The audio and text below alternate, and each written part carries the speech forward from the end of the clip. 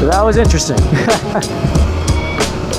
E-Ride Pro SR has a wheelie mode. You're going to be looking at a far driver that's coming stock on these bikes, so they're fully customizable.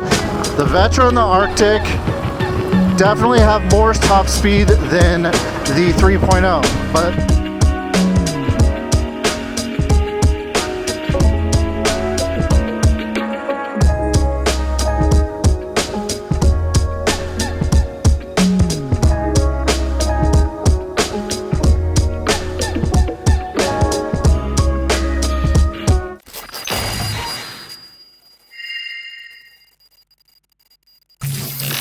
what's going on, guys? Welcome back to the channel. We are in beautiful Sedona, Flagstaff area, and we are out to talk about some bikes. We are in a great place in a awesome era of e-moto. There are so many different bikes out there. We have all these different brands to choose from, and each brand have multiple models, but it does cause some confusion. So today what we want to do is clarify that confusion and maybe help you guys figure out a little bit of a direction to go when you guys are choosing your next bike. And one thing that gets a little frustrating is if you're new to this, you're trying to figure out amp hours, weight, what's a kilowatt, what's an amp hour, what's watt hours. It gets very confusing. While you should know some of that stuff as we start moving forward in this video, we want to talk about the differences and why some of those things don't necessarily matter, because we all have different riding styles. And today I'm not alone. I got Vincent here. What's going on, guys? So Vincent, as you may know, if you've called in, reached tech support, works with us. He answers a lot of your guys' questions. He also has his own YouTube channel. So we'll put a link down below and you guys can check out some of his videos. So in today's video, we're gonna be covering 4 different bikes: the E-Ride Pro 3.0, E-Ride Pro SR, the Arctic Leopard, and the new Vetra Blazer, which we're extremely excited to talk about.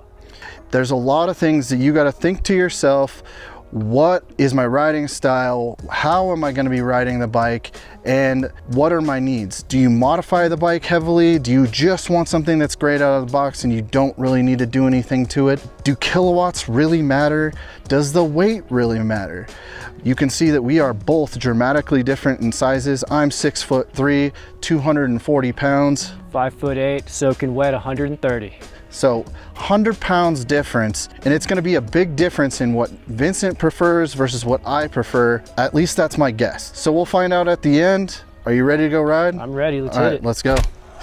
All right, let's start off a little slow here, get some cruising in. Obviously, we only have 2 bikes here. We got the 3.0, we got the Arctic Leopard XE Pro S. Why we don't have all 4 bikes here is because we're not doing a testing of these bikes. We've already ridden these bikes, and these bikes have the most comparable models, and the Vetra is manufactured by Arctic Leopard, so in this video it's easy to compare. The 3.0 and the SR are obviously very different overall. They are very close to the same in a lot of aspects. I'm going to talk about the stuff on the 3.0 and the SR. Vincent is going to talk about the stuff on the Arctic and the Vetra Blazer. All right, guys, we're gonna go over a couple specs just to get some clarification for y'all on the Arctic Leopard Pro XES and the Vetra Blazer. They're gonna be very, very close, a few minor differences, but I'm gonna try my best to give you guys as much information as possible without dying from these boulders. Let's talk about suspension. This bike and the SR is equipped with Fast Ace suspension, whereas the Vetra and Arctic have KKE. And personally, there's not either one that I would say I prefer more than the other. They are very comparable to each other. We can touch on suspension. KKE front and rear upgraded suspension, not like your typical Sur-Ron suspension. So right off the bat, I can feel it is a lot more stiffer and absorbs a lot more of this impact compared to your stock Sur-Ron Light B KKEs that you're kind of used to. So let's talk about battery. The batteries on all 4 of these bikes sound very similar, but are very different. Whereas the 3.0 and the SR have a 50 amp hour battery, those bikes have a 55 amp hour battery. The battery in the 3.0 and the SR are actually very different. They have different battery connectors. You cannot plug them into each other's bike. You can pull more amps out of the SR battery. And if we're on the subject of batteries, since the batteries are so large, we're gonna run into also weight differences. This 3.0 weighs 167 pounds, whereas the SR weighs 183. Why is that different? Because the tires are way heavier, the controller and the motor are heavier, the battery is a little bit different in weight. Looking at 20 kilowatts of power, of trailblazing power. You're also going to be looking at ground weight of 164 pounds, which makes it an extremely light bike for the amount of power that this is putting down. So battery specs, you're looking at 72 volt, 55 amp hours. So you're going to get a lot of power and a lot of range out of this bike. So if you're looking for something that's got the power and the range, look no further. Arctic Leopard and Vetra are literally going to be right up your alley. You're also going to be looking at a full moto size seat on the Arctic. Compared to other bikes that are on the market, it is really nice to have a full moto size seat. 3.0 and the SR, they have a very cushy seat, but it's very limited. You don't have a dirt style seat. You can't slide too far up, right? This is as far up as I can go. I can't really get up here without sitting on the battery cover, whereas the Vetra has a dirt seat and you can kind of slide all over wherever you want. So as far as brakes, you're gonna get big .4 moto brakes, factory, so no need to upgrade anymore. They're super solid. These are probably one of my favorite master cylinders that are out on the market. Now when it comes to brakes, both bikes have the new e-moto style calipers and master cylinders. I would say they're both very equal, but two different master cylinders. I would say that the brake calipers are very similar. So we spoke a little bit about power, so now let's go down to the controller. You're going to be looking at a far driver that's coming stock on these bikes, so they're fully customizable.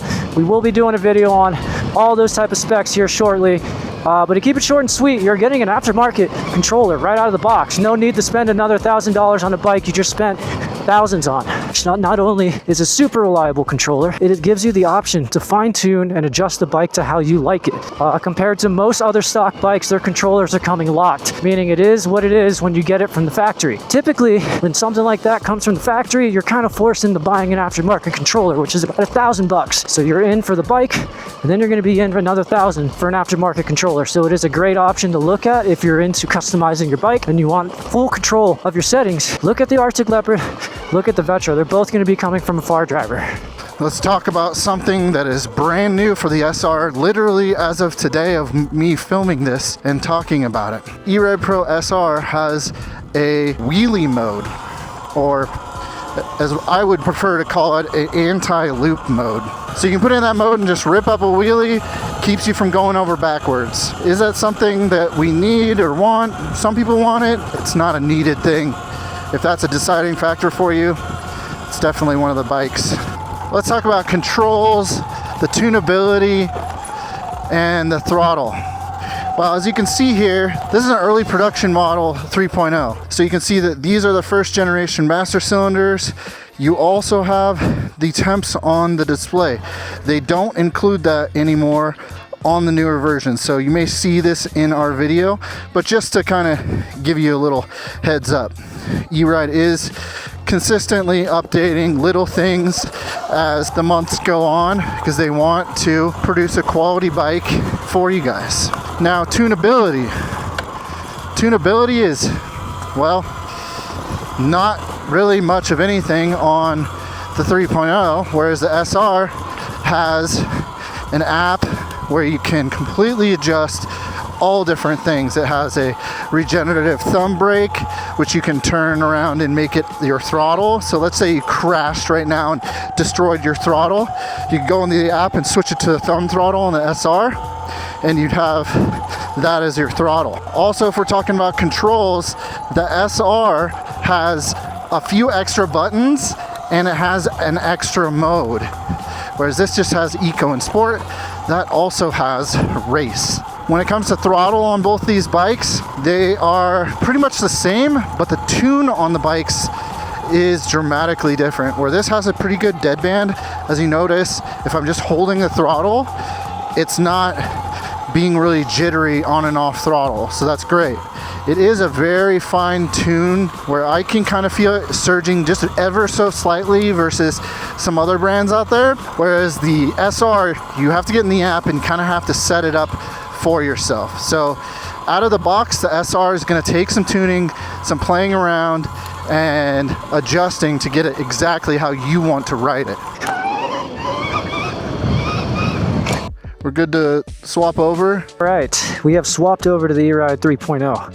Let's go over a couple of the features. So right off the rip, 72 volt, 50 amp hour on these. So 5 amp hours less than the others that we were just riding. Gonna be looking at about 30 to 60 miles of range on these, just really depending on how aggressive you are. And on the SR, you're gonna be looking at around the same, but it will vary on the current tune that you're running. My turn on the Arctic.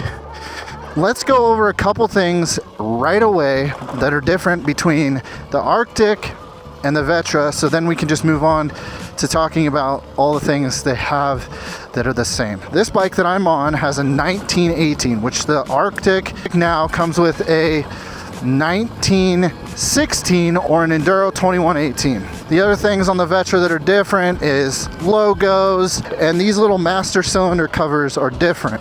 The other thing is the Vetra has a different tune. So what I'm riding right now is a little bit more comparable to the Vetra with the wheel size, so it's going to feel a lot more similar for me right now. But those are really the differences between the bikes, between the Vetra Blazer and the Arctic Leopard. And since it has the different side plastics when it comes to looks, you know, that's the other little variant on it. It just doesn't have these little side plastics right here. When it comes to the side panels, it's all just about personal preference. I like how the Vetra looks without the side panel, and the one thing I do notice, I feel a little more slick because the material that this is more slick. But the advantage of this is the fact that it protects the actual metal frame. Is a plus side of having an Arctic with the side panels. If we could stop and talk about controls really quick. One thing, you got a USB-C right here, which most of them have, and then you have a mode button and an up and down button to change between the modes, and then you have the on and off for regen, you have your lights, reverse, and horn, and then there's no other buttons. And then I went over on the Arctic video, I went over how to adjust the settings on the display and what to go through. Let's talk about the battery. 55 amp hour, that's big. It's not much bigger than the e-ride, but let's talk range. Something I mentioned earlier with the 50 amp hour battery on the SR and the 3.0, it only gets 30 to 60 miles worth of range. Well, you're like, maybe a lot or not much. That is a pretty good amount of range. But let's compare it to these bikes. 45 to 85 miles worth of range. Now, if you're hard enduro, ripping really hard, you're gonna get a little bit closer to like 40. You could definitely deplete it really fast. 45 to 85 miles. I mean, come on. That's awesome. So weight on the 3.0 is 167, where on the SR you're looking at about 183. So if you're looking for a lighter bike, you might want to take a look at the 3.0. It is a little bit chunkier, but you are going to get more power out of the SR, which will kind of carry that extra weight a little more. How much more power are you wondering? So on the 3.0, we're on 16 kilowatts of peak power. So you're going to be running a jack shaft that's running a belt as your primary, your secondary chain drive. So being the SR is a little heavier, power is going to come into play where it's kind of going to make up the difference for that extra 20-ish pounds.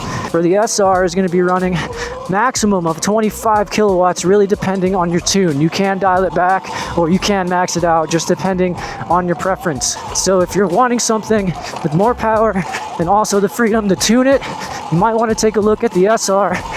Oh my God.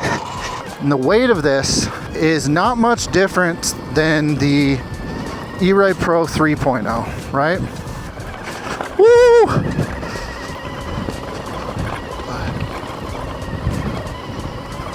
Oh man, this thing handles pretty good though.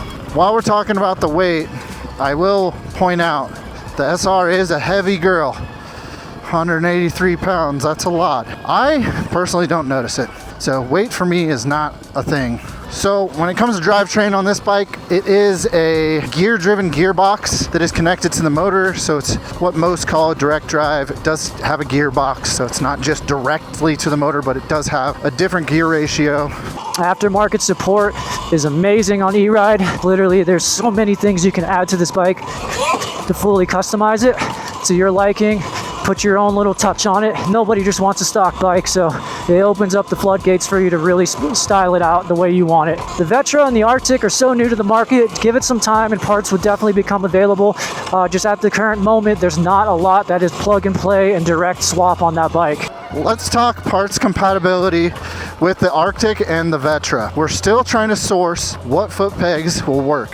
Can you make a set of foot pegs work on this? Yes. It's not really rocket science. A little bit of modification, you can make something work.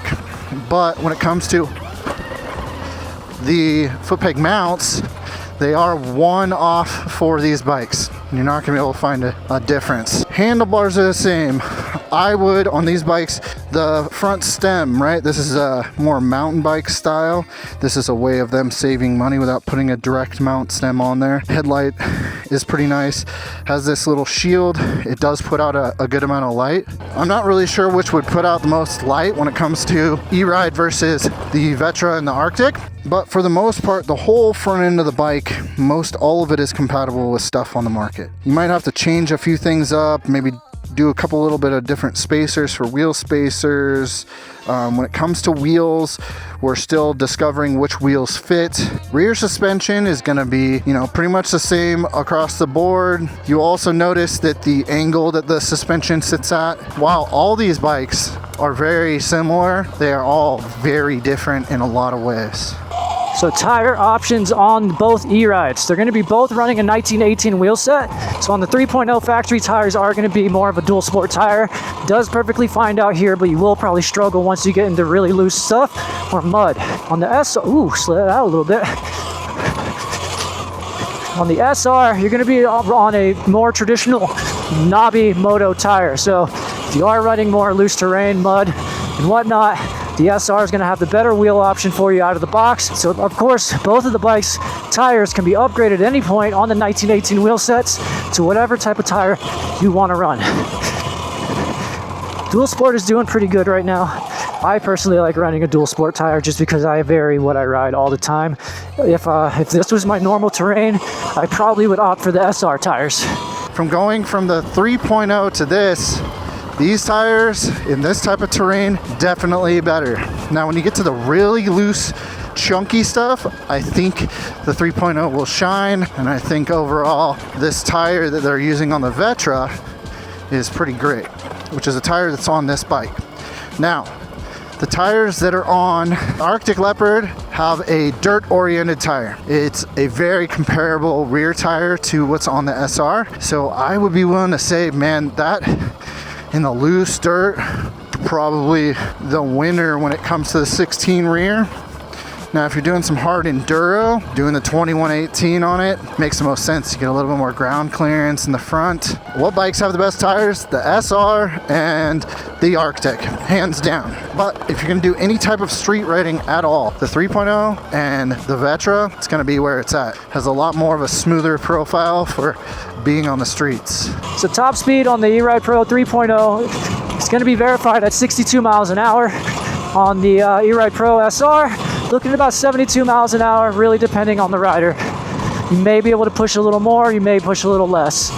But on average, 72 miles an hour is going to be your typical top speed on the SR. Regen is going to come on both of these bikes. Now, this has a mode selection of 1 and 2 for regen, so depending on your preference, you can adjust. But, oh God. You can adjust mode 1 or 2. I am personally running mode 2 right now to give me some sort of engine braking when I am off throttle. Let's go ahead and do a little top speed on the SR, on the 3.0 actually. Let's get it. A lot of spin.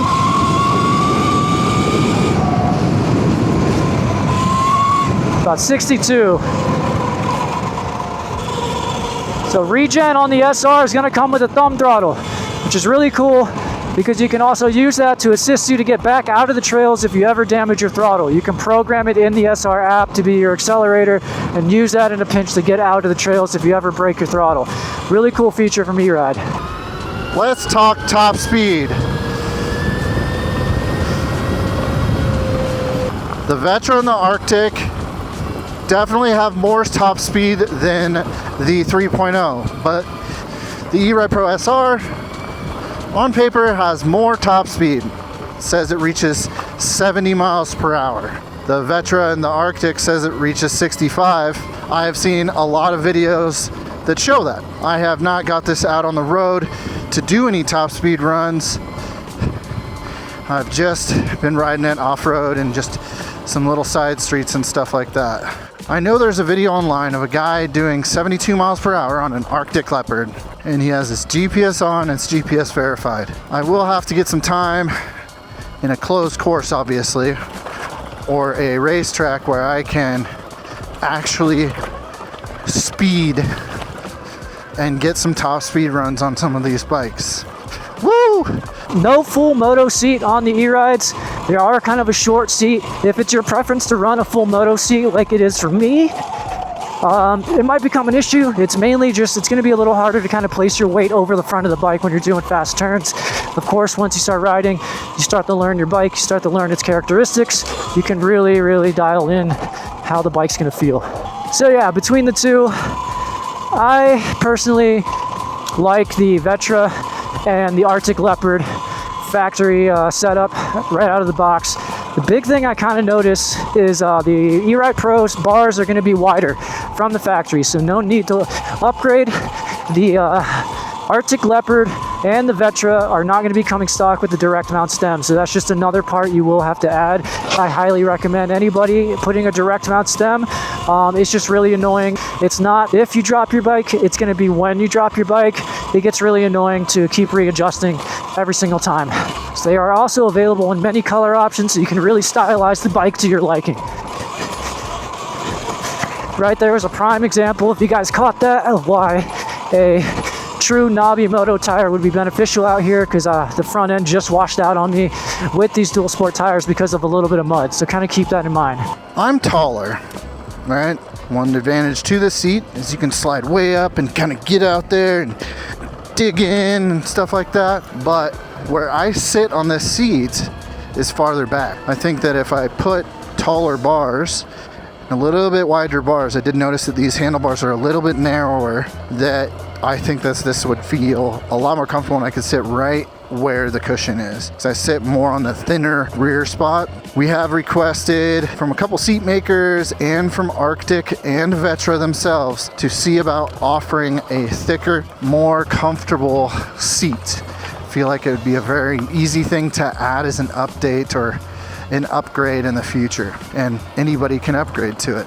Ride modes, it's only going to have Eco and Sport on the 3.0. On the SR, you will have Eco, Sport, and Race mode. I really enjoy the throttle tune on the Arctic. This E-Ride Pro tune is a little touchy. Some may like that, especially off-road. For me, it's a little much. Foot pegs are amazing from the factory. They're wider and they're grippy, so you don't have to worry about upgrading those immediately. Oh, a little jump. Yeah, I am noticing the fast-stay suspension on this E-Ride. It does soak up a little more than the Vetra and the Arctic. Then again, that is a stock setting bike, and I can adjust the front preload. Probably a little stiffer on the Arctic and Vetra, and it would probably feel about very similar.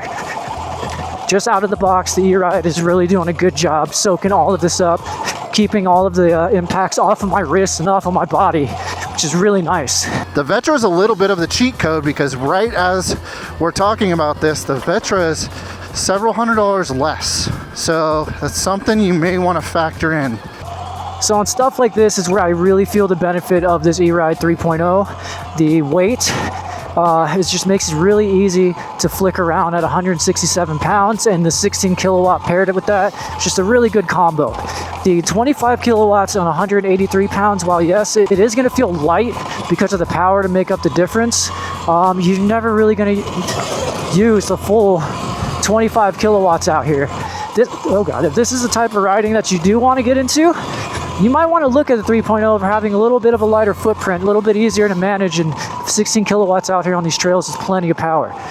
Now, if you do want to shred some moto tracks, or have just the fastest bike out, or have a lot of power on tap, you can tune down the SR to perform like this throttle tune to pretty much match this power output, but you will notice the 20 pounds of weight at that point. Not having the full moto size seat, I'm definitely feeling it on this trail. I would like to sit down more anchored towards the front of the bike on around corners to kind of put more weight on the front tire, and that would allow me to kind of lay more power out of the corner. But not having that seat and having a battery lid there kind of makes it a little more tricky.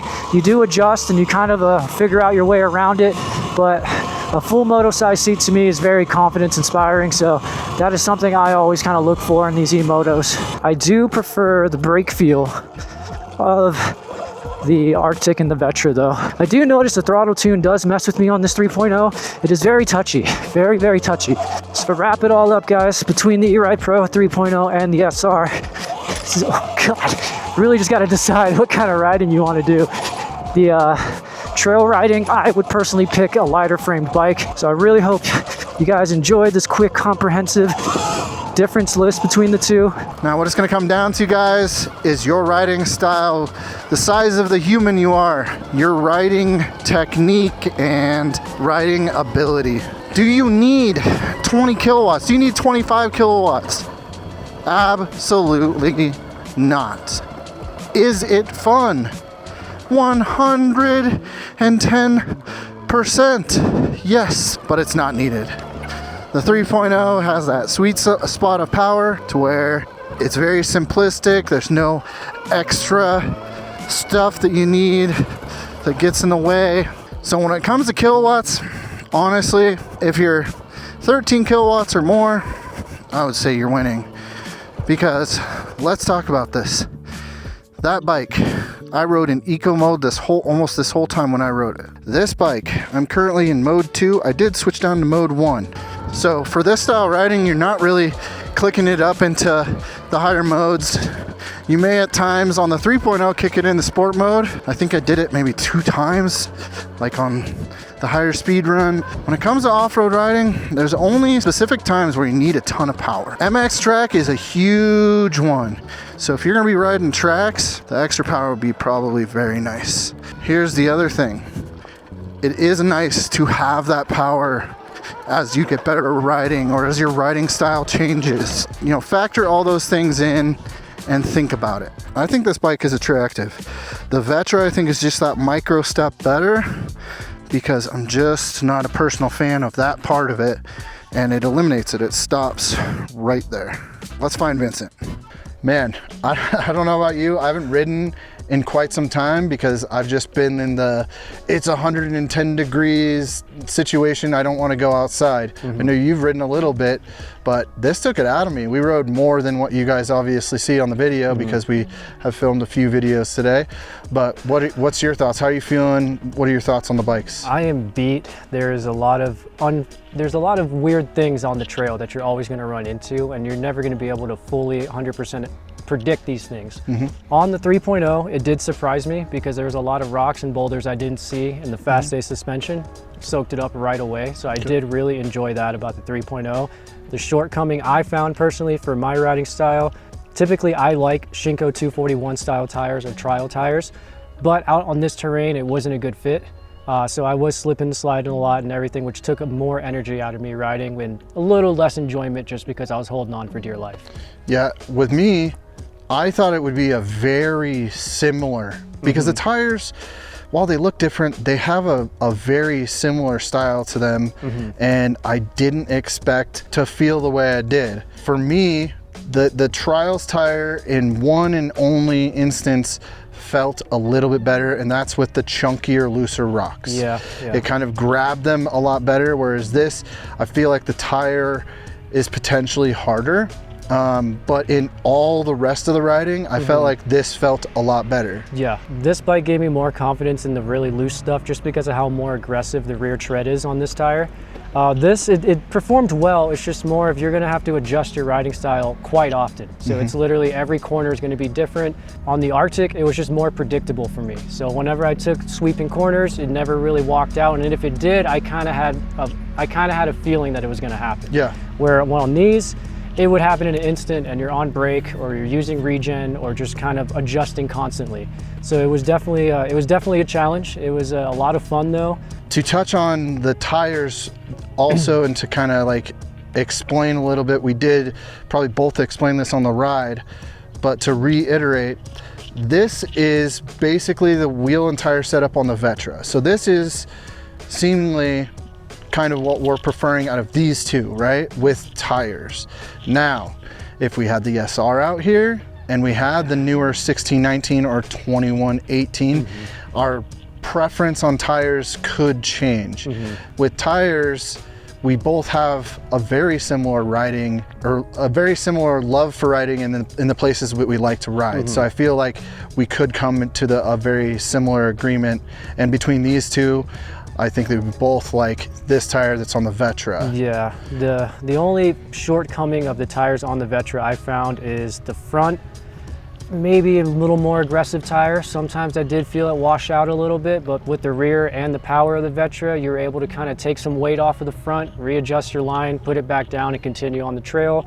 This bike on the 3.0, once you kind of got that front wheel slipping feeling, you just got to hold your power and hopefully adjust your line. It was a little more confidence inspiring on the Vetra, mainly from the rear tire. If we were to upgrade the front tire on the Vetra, it may have been a whole different experience, but just fresh out of the box, the Vetra did great, especially with the 1918 staggered setup. Personally, I don't like riding a staggered setup. It surprised me. I really liked it. I really enjoyed it. The one thing I wanted to check, these have been ridden very close to the same amount. Vincent rode this a little bit extra, this a little bit extra. I don't think they've ridden much more than maybe a mile or two difference. So I wanted to check while we're here, because I should have checked before, but I wanted to check what the overall percentage that was left. So what do you have? I have 62%. Okay, not bad. What are you at? 78%. No way. Yeah. That's awesome. And both were at 100% when we started. And does your bike make noises? What do you mean? Like, does it make a noise? Doesn't it make a startup noise? Yeah, it does. Yeah. Show me the startup noise. Just a beep. Oh, okay. Yeah. Does yours bark? The only thing barking was me on the trail holding on. And it makes a noise when it turns off. I think the sound is, I don't know, it is what it is.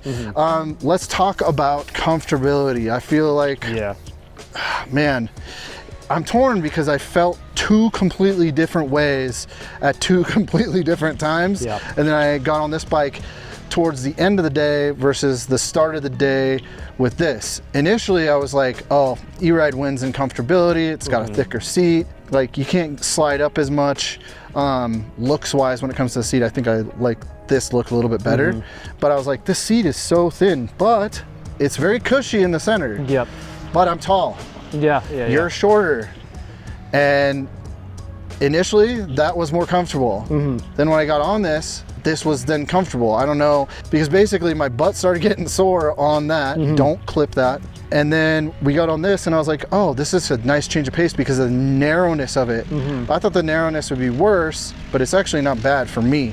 My problem I did feel is I'm sitting almost at the little button back here. So I was sitting about here, so it's not as padded. But if I slid forward, it wasn't that bad. So when there's drop pegs available, I feel like for the taller guys, I feel like that will make it a little more comfortable. For sure. And a little bit of more of a rise with bars and a direct mount stem. And honestly, between the two, I know the bars are shorter, they're more in on the Arctic. I really didn't feel that big of a difference. I thought it was going to be a make or break for me because normally I use Warp 9 3-inch rise bars that are typically wider.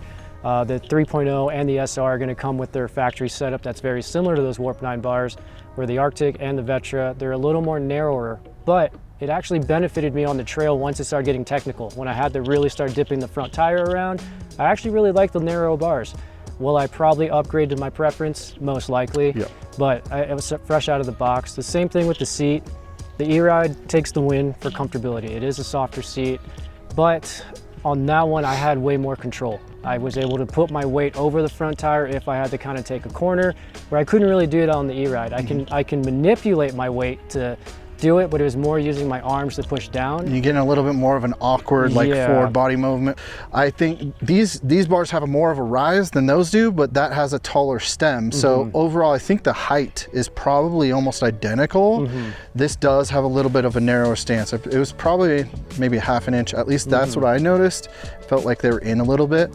But yeah, I mean, with every bike, I mean, I modify everything. So that's a big win for me for e-ride is like, as you guys have seen in the past, I had a fully custom e-ride from powder coating, it was built from the bottom up. I never rode it until it was completely redone. This, it doesn't suffer in the aftermarket part, but like any one of these, they become popular. Even the ones that are not as popular, like now have almost the same upgrade parts that are out. So basically everything on the front of this can be replaced for the most part. The rear suspension, tires, wheels, we're still trying to figure out and narrow down what other ones work, but there's not a much difference. We're gonna have seat covers in a matter of like a week or two, hopefully. If you want to customize, this is the way to go.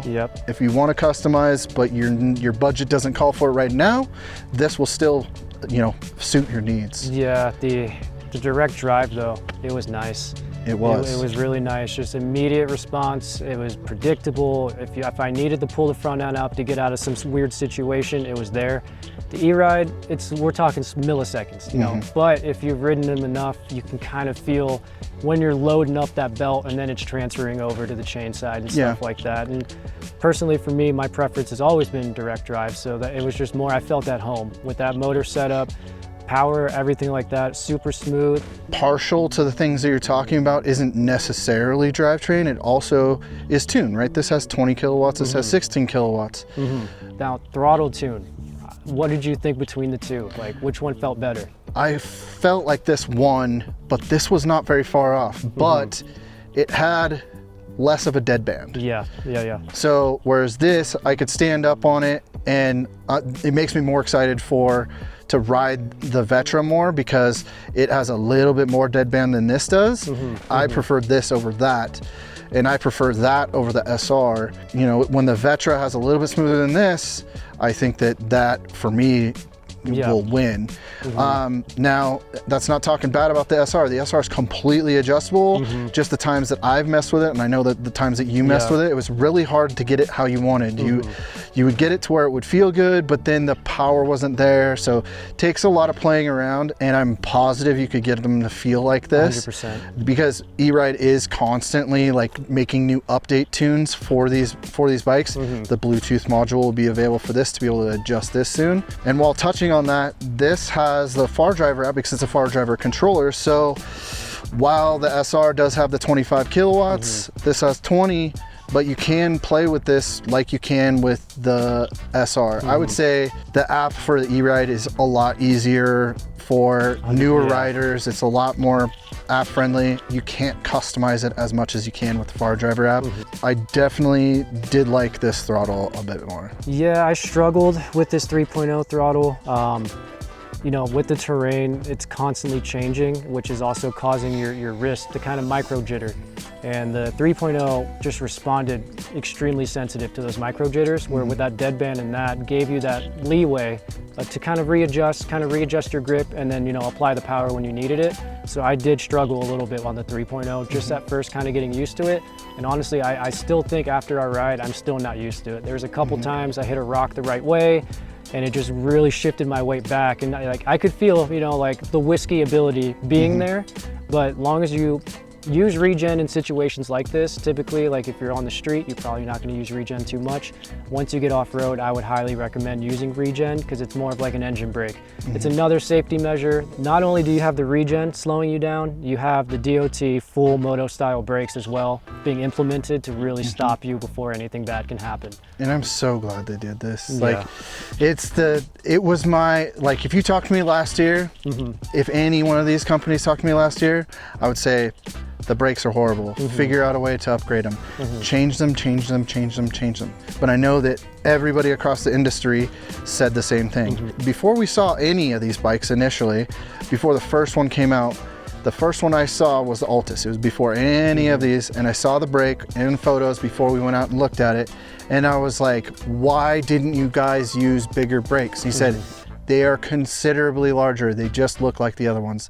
And when I saw them and I rode that bike for the first time, and then I have rode every bike that uses that similar caliper ever since, oh, it's a breath of fresh air. I'm never worried about brakes on these anymore.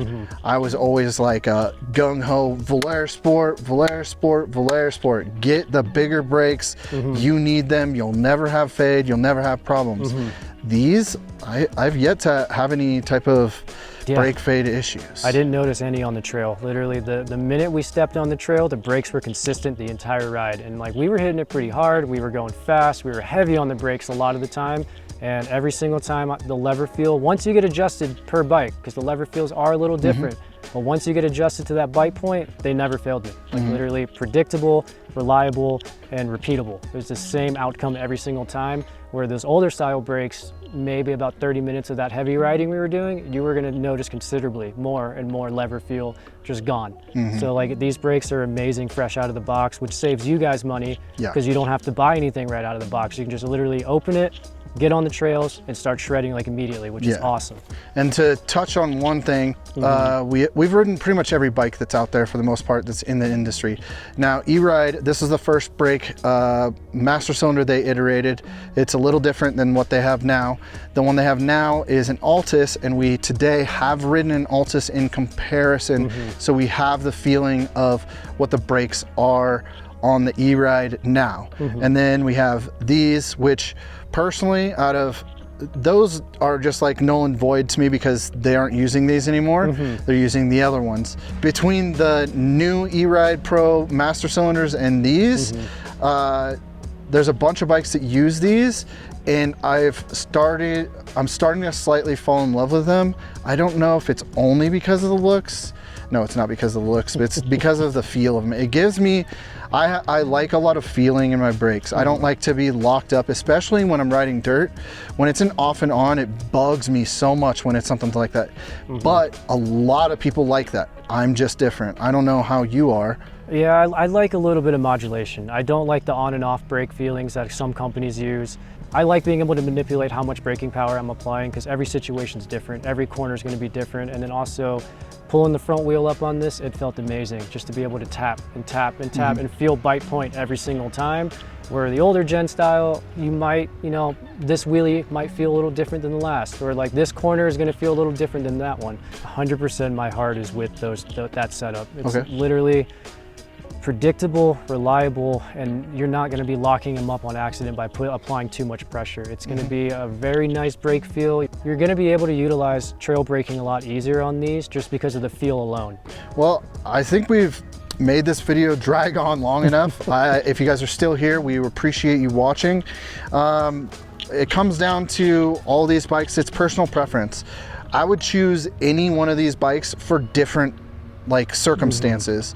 If we were to just hop on a bike right now and we were to go ride on the streets, this or the Vetra would be the ones that I would look at, mainly because of the tires. Initially, before I did this side by side, I would have just said this, but this tire is just really good as well on the street. It's a very close toss-up when it comes to that. But overall, side by side, without having much bias, just like my riding, my preferences, even though I love to modify everything, it's hard for me to say this. But the Vetra versus the Arctic Leopard, I would go with the Vetra. Only for me, price and the side fairing. That's it. That's like, versus if you were to give me an Arctic or give me a Vetra, which one will you take? Just free. The Vetra. Just because the looks, it's the side fairing and how it rides over the E-Ride. And this is coming from an E-Ride owner, you know? I would take the Vetra as well. It's it's just the side fairing, it never really bothered me. It's just more aesthetically, the Vetra is more pleasing. The Arctic, it performed extremely well, and they're going to be pretty close to each other.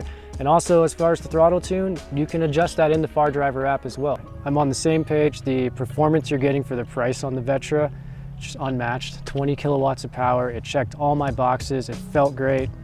It's going to be a good bike. It's going to be a great bike.